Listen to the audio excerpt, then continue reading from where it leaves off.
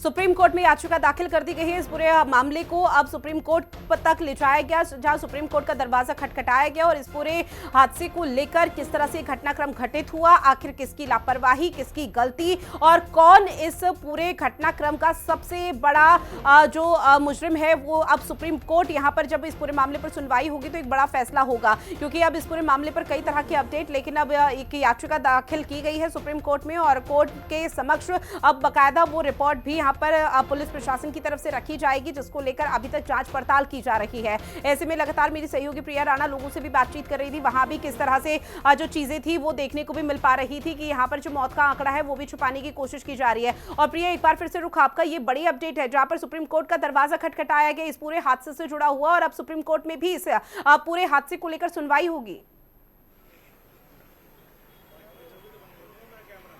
जी बिल्कुल, देखिए सुनवाई तो होगी, लेकिन अभी उसमें देखिए समय लगेगा। लेकिन यहाँ पर जो ग्रामीण वासी है, जब हम उन लोगों से बात कर रहे हैं तो उन लोगों की यही मांग है कि इस बाबा के ऊपर सख्त से सख्त कार्रवाई हो, क्योंकि पुलिस के द्वारा देखिए पहले एफआईआर करने में इतनी देरी लगाई गई, लेकिन एफआईआर तो हो गई लेकिन उसमें बाबा का नाम यहाँ पर नहीं है।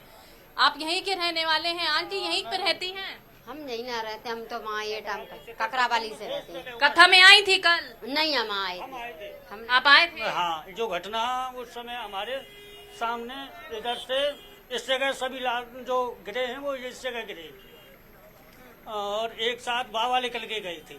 उसके बाद मैं पीपल के नीचे खड़ा था तो बाबा के निकलते इधर से एकदम भीड़ निकली, या तो कुछ नौजवानों ने धक्का मारा या भीड़ एकदम उमड़ी और महिलाएं गिरती गई और इस रोड से लेके उधर खाई तक। ये देखिए इस जगह फिर फायर सर्विस वालों को बुला करके उन मरीजों के ऊपर पानी का छिड़काव भी कराया गया, जिससे कि पानी से बच सके कुछ देर तक। किसने किया वो पानी का छिड़काव? फायर सर्विस वाले थे और ये बाबा के सत्संगी थे, लेकिन कुछ बेहोश नहीं आया। उसके बाद कुछ को एटा भेजा गया, हाथरस भेजा गया। उसके बाद एसडीएम साहब आए और 2 गाड़ी एम्बुलेंस आई थी बाद में, जो बाद में डेड बॉडी यहाँ से गई। ये घटना मेरे सामने हुई। क्या लगता है किस पर कार्रवाई होनी चाहिए, किसकी यहाँ पर? विशेष बाबा का भी गलती है। बाबा ने वाणी से ये नहीं कहा कि मेरी साथ संगत प्यार से जाए, ये शब्द का कुछ भी नहीं कहा था। लेकिन बाबा का तो अभी भी कोई बयान नहीं आया, इतने लोग चले गए हैं, अपनी जान गंवा दी, तो देखिए विशेष गलती भी मानता हूँ। क्या कहेंगे आप लोग? कथा आपने बाहर से आया हूँ, अभी मुझे मालूम नहीं है बिजली की इसकी क्या है क्या नहीं है, अभी मालूम नहीं पड़ पाया। यही गांव में रहते हैं? नहीं, गांव नहीं रहता हूँ, गांव से बाहर रहता हूँ, मैं बाहर से आया हूँ। अच्छा, आप लोगों के रिश्तेदार? हाँ, 2 महिलाएं खत्म हो गई, नगला बिहारी की और सिकंदरा में रखी। देखिए यहाँ पर अपनों को लोग भी खोज रहे हैं, है ना, बता रहे हैं कि किस तरीके की स्थिति रही। बाबा पर भी कह रहे हैं कि बाबा पर कार्रवाई हो, क्योंकि बाबा ने अभी तक अपने भक्तों की सुध तक नहीं ली। बिल्कुल, देखिए और बात जो लोगों की नाराजगी, आम जनमानस की नाराजगी है वो रह रहकर बाहर आ रही है और सीधे तौर पर ये कहना कि बाबा पर एक बड़ी कार्रवाई होनी चाहिए, क्योंकि सबसे बड़ी गलती खुद बाबा की है कि व्यवस्थाओं को उन्होंने सुनिश्चित नहीं किया। अपने अनुयायियों की जो आस्था है वो उनको पहले से पता था, लेकिन उस आस्था के साथ भी कहीं ना कहीं एक बहुत बड़ा खिलवाड़ यहाँ पर खुद बाबा की तरफ से किया गया। प्रवेश, आपका रुख करते हुए, चूंकि देखिए हाथरस में कहा जा रहा है कि सीएम योगी आदित्यनाथ की भी उपस्थिति रहेगी, सीएम योगी आदित्यनाथ कब तक पहुंच जाएंगे और क्या घायलों से भी मुलाकात सीएम योगी आदित्यनाथ की होगी?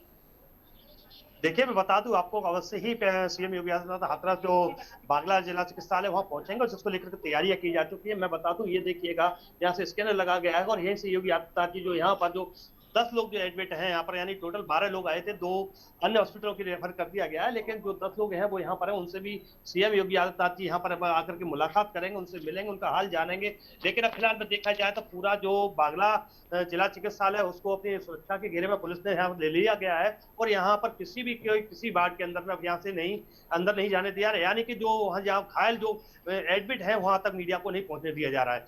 तमाम तरह की यहाँ पर लगा दिए गए, धीरे धीरे करके मीडिया को भी इस परिसर से भी बाहर निकाला जा रहा है और कहा जा रहा है कि जब सीएम योगी आदित्यनाथ गए तो एक निश्चित स्थान जो मीडिया का वहां किया जाएगा। यानी कुल मिलाकर के करीब 11:15 बजे के करीब यहाँ पर सीएम का यहाँ पर आगमन होगा और जिसको लेकर के यहाँ की कई पूरी व्यवस्थाएं देखी जाए तो पूरी सुबह से ही यहाँ पर व्यवस्था चाक चौबंद की जा रही है, हॉस्पिटल को सफाई की जा रही है, पूरा हर जगह को चाक चौबंद कर दिया गया है। लेकिन फिलहाल में जिस तरीके से जो हादसा हुआ है उसको लेकर के अब देखिए सफाई हो या सीएम योगी आदित्यनाथ आए तो, लेकिन समय से रहते अगर इस तरीके की व्यवस्था अगर पहले ही अगर कर दी जाती थी तो शायद इतना बड़ा हादसा नहीं होता। जी बिल्कुल, और इससे भी सचिन भी हमारे साथ लगातार एटा से लाइव बने हुए हैं। सचिन, चूंकि देखिए जहां पर आपकी मौजूदगी है वहां पर भी कई शव वहां पर पहुंचे, जहां पर पोस्टमार्टम की प्रक्रिया को बकायदा शुरू किया गया। घायलों की उपस्थिति वहां पर देखने को मिल पा रही है। घायलों की फिलहाल क्या स्थिति, साथ ही आपसे ये भी जानेंगे घायलों के जो परिजन है या फिर जितने डेड बॉडी वहां पर पहुंची है, क्या उनके परिजन डेड बॉडी की शिनाख्त कर दी गई, उनके परिजन मौके पर पहुंचे?